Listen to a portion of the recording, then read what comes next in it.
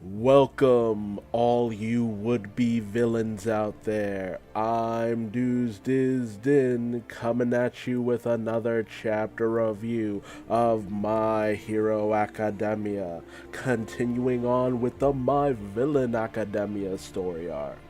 This time it's chapter 225, titled Interview with a Vampire, which I immediately took notice of that title as soon as I heard it, because that's like a very famous book from the 1970s by Anne Rice, which was turned into this really popular film as well.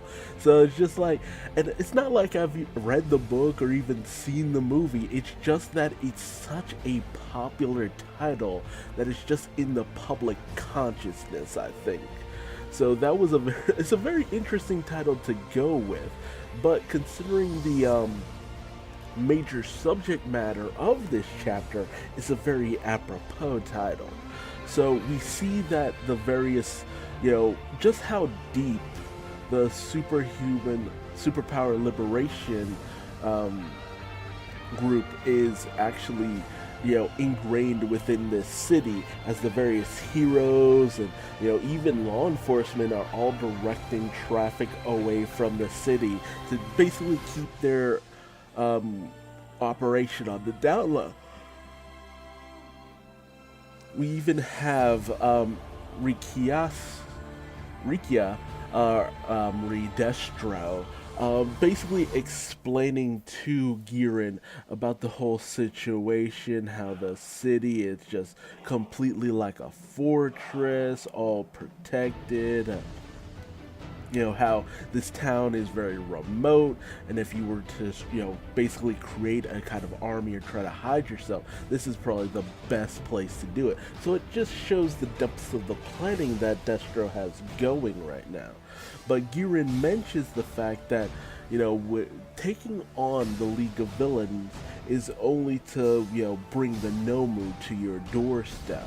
But then we see how Destro is not one for, not thinking things out, as he's analyzed various components about how the League of Villains operate, and he's come to a specific conclusion that whenever the League of Villains were accompanied by the Nomu, it was always a major thing. However, the Nomu's existence is kind of treated as nothing but a rumor, while the League of Villains became more and more popular. So that tells them that there are very few of them. Not to mention, there's the fact that the high-end Nomu appeared. This very massive hulking thing that could produce various white Nomu. But the white Nomu were very weak, not very as capable as any of the more powerful or the high-end Nomu. And they completely disappeared. There was the note from the League of Villains about trying to retrieve the Black One.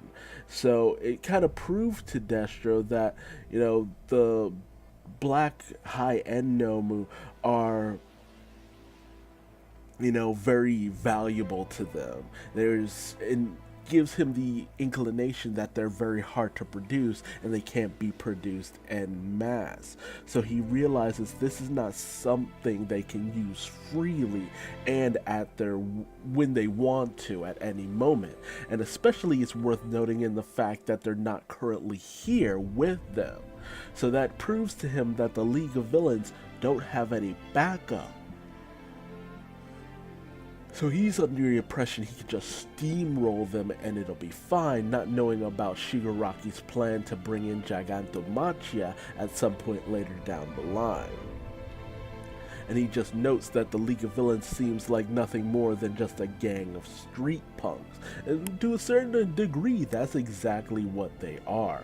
If it wasn't for the help of All for One, which he even states, if it wasn't for his help, they wouldn't be as powerful or commanding as they currently are, despite their hard times that they've fallen on that we know about behind the scenes. Meanwhile, the League of Villains is actually starting to get overwhelmed to a certain degree, because while they are very capable for the most part, there's just so many different quirk users who, as Chitose of the Shueisha executive director states, that this is a town where various superpowered, quirk-powered individuals. It's still kind of weird to hear superpowers instead of quirks used for in a lot in here, but the statement that all these people in this town have honed and refined their abilities in a society where it's allowed, basically, in a society where they're able to just embrace the powers they have or were naturally born with, and grow, adapt, and just continue to grow. I already said grow, but just continue to blossom for the most part. And Chitose, who is the more focused part of this showdown between Himiki Toga and Chitose Kazuki. Kazuki is very interested in just getting that interview with Toga. She wants to know everything about her, really get that interview, because she's not interested in the League of Villains. But she finds this story of Himiki Toga, who just has, apparently from her background, has no real reason to be the way she is. Now, Toga is just not interested in talking to Chitose. We even get to see her slowed breathing, that technique that she showed off during the, licensing exam, where she slowed her breathing and was able to disappear from people's eye. It's kind of like this blink and you'll miss her, situation where she just disappear and then go in for the deadly attack. However, if you notice, a lot of characters are surrounding Chitose with this kind of look of admiration to her, almost like they just are engrossed with her very being, and they'll basically die to protect her, as we see later on. As even this one girl with this kind of short bob going on seems to be particularly invested in Chitose, as she's just like, don't interrupt Lady Chitose in the middle of an interview. But Chitose is still just engrossed with Himiki Toga, wanting to know more and more about her. How did she get this way? How was she able to develop these kind of assassin-like techniques to be able to just disappear when you're looking directly at her? That's wild. And we also get to know Chitose's code name as well as her power, and it's referred not as a quirk but as a superpower. So very interesting, as we're kind of reworking the narrative on what these abilities are called depending on who you're dealing with. But Toga finds out a little too late that Chitose's ability is called Mind, and her codename is called Curious, which is very intuitive to her nature, a very curious person who wants to know these deep-rooted stories. But she has the ability to turn anything she touches into a detonator. And while a single mine isn't lethal, she makes up for it in just sheer numbers of them. With enough of them, even a non-lethal blast is still a blast that's still just gonna wreck you, no matter what happens. And eventually Toga starts to just get surrounded by all these people. I especially love the guy with the noodles and the little shaker thing. Like, he's just, I'm gonna beat you with my noodles. And Toga goes in to try to, with her various syringes, to try to suck in these people's blood. And even Chitose just immediately calls out what she knows about Toga, which is a surprisingly large amount, as she fully knows what Toga's quirk is. And that's that Toga uses her sucking device, her sucky mask, which, never call that. Never tell me what that thing's name is again. For the love of God, that sucky, no, God. But, Chitose already knows what her power is, to ingest people's blood and be able to adapt to their bodies and all that. And Chitose's just engrossed in this, saying, that's amazing, this ability that you have, that's just like this survival skill, able to disappear into a crowd and all that. It's very wild. But then we come to find out that the blood that Himiko Toga ingested was also infused with Chitose's mind ability. These people are fully willing to just sacrifice themselves for Chitose, but it's worth noting the fact that Chitose's minds aren't dangerous. They are dangerous, but they're not enough to just kill you in one go. Because Chitose's all about getting that scoop, and you can't get a scoop from a corpse. But it just shows that Chitose was just really interested in going after Himiko Toga. She wants to, she has all these people who are gladly willing to give up their bodies to her. And she starts rattling off Toga's background, that she's the eldest daughter of the Toga family, born August 7th, which, that means she's a Leo like I am, as I was born August 11th, so it's just like, that's wild. She's 17 years old, and she went missing after her middle school graduation ceremony, which I believe that would have made her 14 at the time, so she's been on the streets for like 3 years now, I think. I think I've got that right. And, apparently there was a flood of media around her parents trying to interview them, as well as their classmates. And, everyone gave the same, response that you get from all these natural-born killers. Another good movie. That she was always such a reasonable and bright young girl. I don't know how she devolved into this mass murderer and blah, blah, blah. And it's just like... And Chitose is just really, railing into her, as all of the other people, who are fighting Toga are just going in on her, not to mention the mines all around Toga in various places. And you even get a bit of Chitose's own backstory, as she's just like, how did you change? How did you turn from this normal lifestyle? And we even get some backstory into Chitose's curious nature, as when she first met up with Destro, he noted the fact that Chitose needed to grow through interviews. It was through getting in face to face with people that her articles would gain influence and sway people's hearts. It shows that Chitose really got deep into just learning about people and just gaining this empathetic nature to her. And she wants to sway public opinion with Himiko Toga's heart for the sake of the Liberation Army, which really makes me want to know more about Chitose. As she really gets obsessed about knowing why Himiko Toga descended into madness. But Toga kind of brushes this off, almost as if she was saying that she never truly had a normal lifestyle. That for her, a normal lifestyle never truly existed. At least that's my takeaway from this. And anyone could have this kind of takeaway. As we see that Toga was interested in this one specific person that was kind of beat up and bruised, who almost kind of looks like Deku, but in a completely different uniform.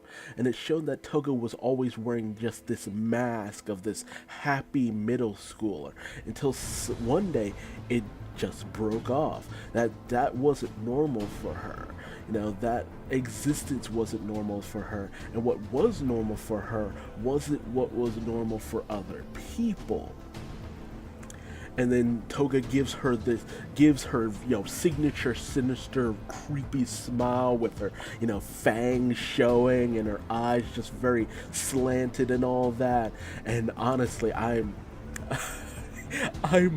both very freaked out by that face she makes, but it's also like very enveloping to a certain degree.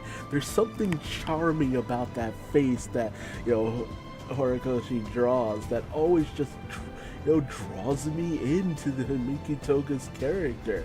Um, and simply Toga says, when she finally starts talking to Chitose, that she actually finds the liberation people very interesting, and she actually kind of likes Chitose to a certain degree, but she states that she's living her normal life. And just to kind of give you this mindset that this is normal for Toga. This is how she feels. This is what she enjoys. This is how she would live her life into her dying days, basically. This is just her way of life, and this is her best life, apparently, which really makes me want to know more about Toga's character as a whole. Like, honestly, I can't blame Chitose for taking an interest into Toga, because once you finally start to get to know more about her, that interest kind of re-blossoms. Like, I know that everyone was on the Toga back, hype train originally during her first appearance during the training arc. And then when you got to know what her power was, people took another interest in her. And then it kind of died down, but now it's just exploding again because, there's always something just very interesting about Toga and her psychosis and her psyche and, her mindset. How do you interpret, Toga's comment about her living normally? What's your takeaway from this? How do you feel about what she's saying here? Because that's the end of the chapter. She speaks with a psychotic smile. She speaks normally. What's the mindset that you feel is behind that statement? And, honestly, I'm enjoying Chitose's character as well, this very obsessive nature, because almost you can feel this kindred mindset between her and Toga in their obsessiveness. Something just sparked in seeing this beat-up boy in Toga, this mindset that she wanted to just go on this killing spree. She loves the sight of people beaten, bloody, and battered, and bruised and all this. And, it's a very interesting mindset that it always brings people back to Toga and just how utterly psychotic she is. But it's going to be unfortunate because I know we'll probably end this with various members of the Superpower Liberation Army all dying. I don't see them surviving this, but their characters are very interesting and fascinating. Well, at least if the rest of them are like Chitose, because I want more of her. I don't want this just to up and end with her dying off, because she's very fascinating. Not to mention, it's very weird that her mind ability would give her black eyes like this. Like, her eyes are just all black, and she has these bags under them, which, is either to denote her age, or that she just is always chasing that story to the point where she doesn't sleep that much. Very fascinating characters, and I really want to see more of them, because that's the fun thing about villain characters. Any one of them could be expendable in this universe. It's the heroes that are more likely to live, but it's the villains, and especially in this situation where anyone could die. Anyone except for, I believe, Tomura Shigaraki could, or even Dabi, could die at any moment here, or lose their hand like Mr. Compress. It could get very intense very fast. But tell me your thoughts in the comment section below. I babbled on ad nauseum about this, but it's very fascinating to see this showdown between these two women. And what did you think about Toga's backstory? Are you fascinated in her as I and Chitose am, or are you fascinated in Chitose a little bit more in her psychosis? And how did you feel about this statement of living a normal life that is far from normal? And if you like this video, feel free to leave me a like. If you didn't, feel free to leave me a dislike and tell me what I did wrong in the comment section below. And subscribe and hit the bell icon to never miss a My Hero Academia chapter review. But until then, if you want to find me on social media, feel free to Google Duuz-Diz-Din. I'm everywhere. And as I leave you, remember, always live your most normal and psychotic life. Bye-bye.